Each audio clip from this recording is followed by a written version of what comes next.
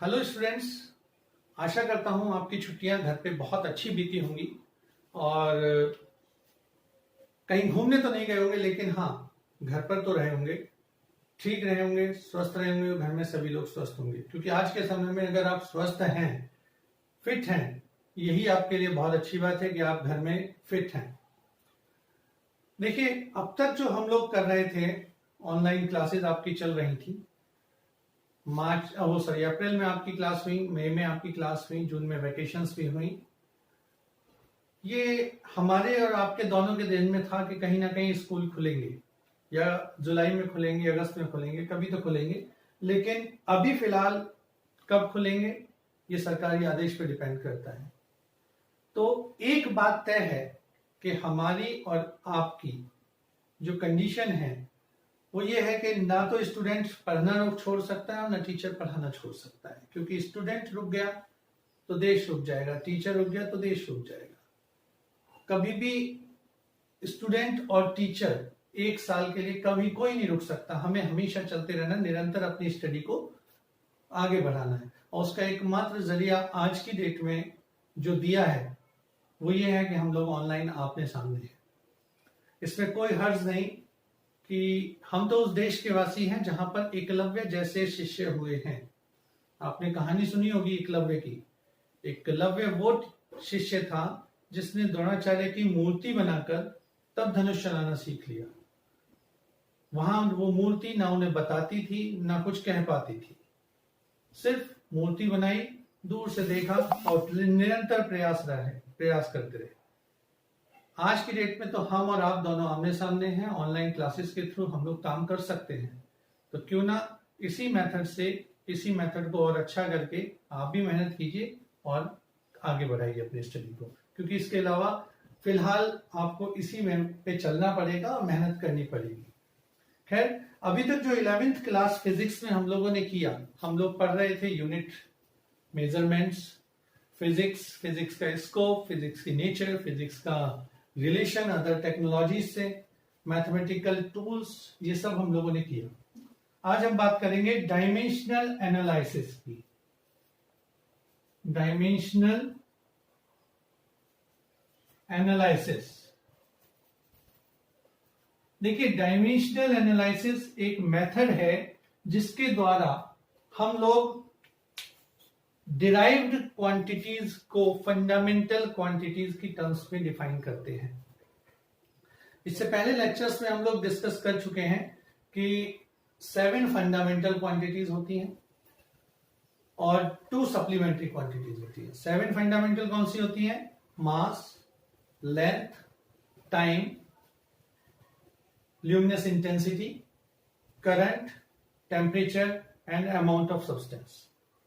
हम लोगों ने पढ़ा था कि अगर मुझे किसी ऑब्जेक्ट को मेजर करना है तो हम उसके मास को मेजर करते हैं केजी में, लेंथ मेजर करते हैं मीटर में, टाइम मेजर करते हैं सेकंड में।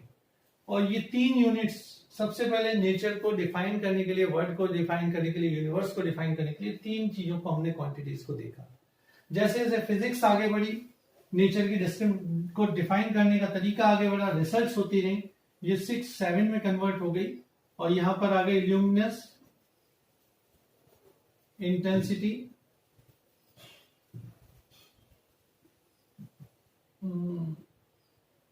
Current, temperature and amount of substance. Luminous intensity के लिए कैंडेला, करंट के लिए एम्पियर, टेम्परेचर के लिए केल्विन और अमाउंट ऑफ सब्सटेंस के लिए मोल। ये हम लोग पढ़ चुके हैं, इससे पहले लेक्चर्स में हम लोगों ने डिस्कस किया था। अब हम बात करेंगे इन 7 यूनिट्स से अलग, 7 क्वांटिटीज से अलग जितनी भी क्वांटिटीज होती हैं उन सभी को कहते हैं डिराइव्ड क्वांटिटीज। और डिराइव्ड क्वांटिटीज को फंडामेंटल क्वांटिटीज की टर्म्स में रिप्रेजेंट करने की मेथड को हम कहते हैं dimensional analysis. Method to represent derived quantities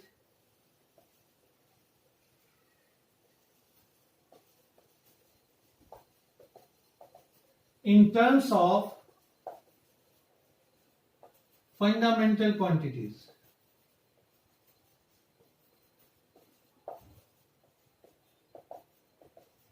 Is called dimensional analysis. Dimensional analysis में जैसे हम यूज करते हैं, मास के लिए हम यूज करेंगे हमेशा कैपिटल एम और इसको हमेशा लार्ज ब्रैकेट में रखेंगे। लेंथ के लिए हम लेंगे एल और टाइम के लिए हम लोग लेंगे टी। ये तीन जो क्वांटिटीज हैं, these three quantities are called basic quantities.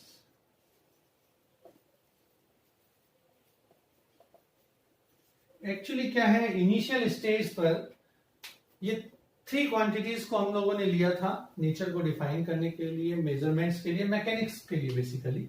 लेकिन जैसे जैसे रिसर्च आगे बढ़ा, फिजिक्स में अदर क्वांटिटीज ऐड हुई, तो हम लोगों ने और डायमेंशनल एनालिसिस में कुछ और क्वांटिटीज भी ऐड की। जैसे टेम्परेचर के लिए हम लिखने लगे, टेम्परेचर के लिए लिखने लगे कैपिटल थीटा, या फिर लिखते हैं केल्विन का के। और करंट के लिए हमारे पास आया एम्पियर ए।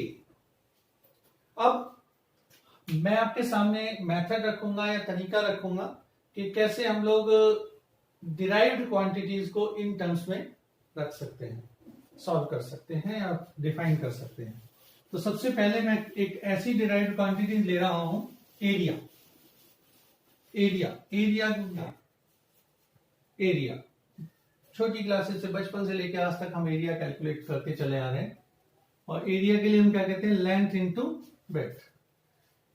अब लंबाई और चौड़ाई, लेंथ इंटू विड्थ, ये दोनों चीजें हम देखते हैं। लेकिन अगर मैं देखूं लेंथ क्या है, मान लीजिए इस बोर्ड का एरिया मुझे कैलकुलेट करना है पूरा, तो ये इसकी लेंथ हुई यहां से लेके यहां तक, ये इसकी विड्थ हुई यहां से यहां तक। लेंथ क्या है, दो पॉइंट के बीच का डिस्टेंस, ये भी लेंथ हुआ, तो मैंने इसको लेंथ लिखा। और जो इसकी विड्थ है, चौड़ाई है, वो भी यहां से लेके यहां तक। This is also the distance between two points, तो इसको भी मैं क्या लिख सकता हूं, length. So this can be written as L square. और अगर एम, एल और टी तीनों की टर्म्स में लिखना है तो हम लिखेंगे M to the power 0 L two T 0। ये होता है हमारा डायमेंशंस। देखिए जो मैंने लिखा 0 टू 0, पावर है एम की, एल की और टी की।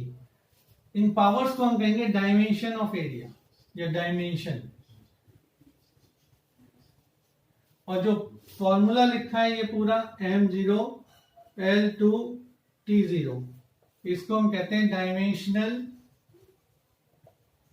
फॉर्मूला।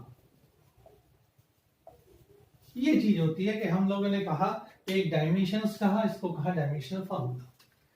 अब मैं दूसरी क्वांटिटी ले रहा हूं, फर्स्ट लिया एरिया, सेकंड लेता हूं वॉल्यूम। देखो वॉल्यूम को हम क्या लिख सकते हैं, length into width into height, लंबाई गुणा चौड़ाई गुणा ऊंचाई। अब length into width into height, यानी है तो तीनों लेंथ ही ना, तो L multiplied by L multiplied by L, that is L cube. इस L क्यूब को अगर MLT की टर्म्स में लिखना है तो हम क्या लिख सकते हैं, m to the power 0 L3T0। बड़ा इजी है, आप आराम से कर सकते हैं, थोड़ा सा दिमाग लगाना है, बस हम लोगों को सोचना है कर क्या रहे हैं। फॉर्मूला लिया, फॉर्मूला लेने के बाद उसको उसके बेसिक यानी फंडामेंटल क्वांटिटीज तक उसको लेके आए। फंडामेंटल क्वांटिटीज तक लाने के बाद में हमने अप्लाई कर दी उसकी डायमेंशंस। थर्ड, मान लीजिए मैं लेता हूं स्पीड। स्पीड को क्या लिखेंगे हम, स्पीड को हम लिख सकते हैं डिस्टेंस अपॉन टाइम। डिस्टेंस के लिए हम लिखेंगे L, टाइम के लिए हुआ T। अब डायमेंशन को लिखना होता है हमेशा सिंगल लाइन में, तो ये हो जाएगा LT-1।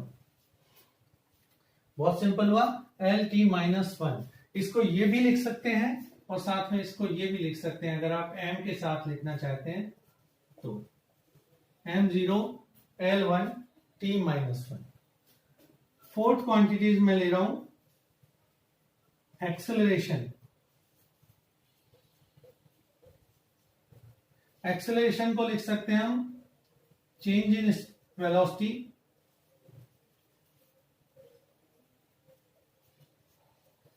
Velocity upon time. Change in velocity upon time, और इसकी क्या वैल्यू आएगी Lt-1। वेलोसिटी के लिए Lt-1, टाइम के लिए मैंने कर दिया फिर से t, I write it as Lt-2। तो देख रहे हैं आप, बड़ा इजी मेथड है कि हम लोगों ने फॉर्मूला रखना है, फॉर्मूला रखने के बाद उसको बेसिक क्वांटिटीज तक लेकर जाना है, और जहां पर हम बेसिक क्वांटिटीज पर लाएंगे फिर क्लियर हो जाएगा कि डायमेंशन उसकी क्या आ रही है। अब इसके बाद मैं लेता हूं फोर्स। तो फोर्स में है मास इनटू एक्सेलरेशन। अगर मैं फोर्स की बात करूंगा तो force is mass into acceleration. F equals to M A, 9th class से हम लोग करते चले आ रहे हैं। F equals to M A, any push और पुल, तो F equals to M into A. Mass का डायमेंशन अभी हमने पढ़ा m, और एक्सेलरेशन के लिए हम क्या लिखेंगे Lt-2। दोनों को कंबाइन कीजिए, product mLt-2। So this is called dimension of force.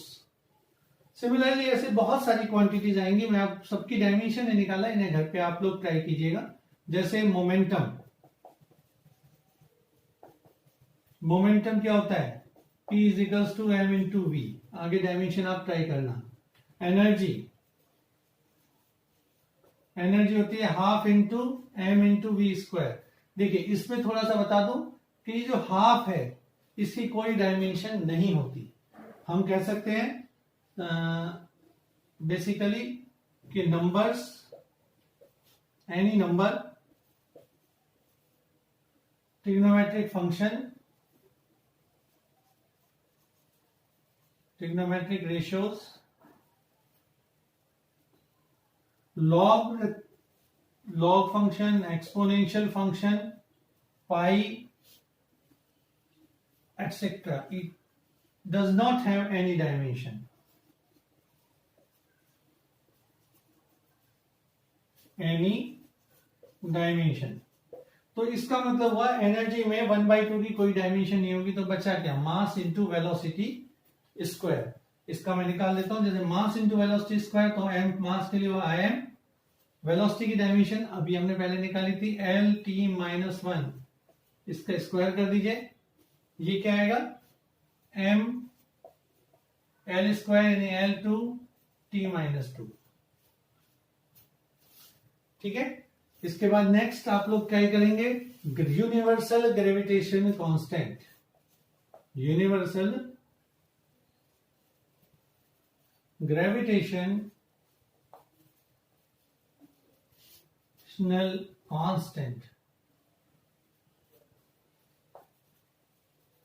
इसको हम कैपिटल जी से लिखते हैं। आपको फॉर्मूला याद होगा, 9th क्लास में पढ़ के आए रहे हैं कि F that is equals to G m small m upon r square. तो इस फॉर्मूले की हेल्प से, जहां पर m ये मास है, ये भी मास है, r डिस्टेंस है, F है हमारा फोर्स, तो इस फॉर्मूले की हेल्प से आप G कैलकुलेट करेंगे।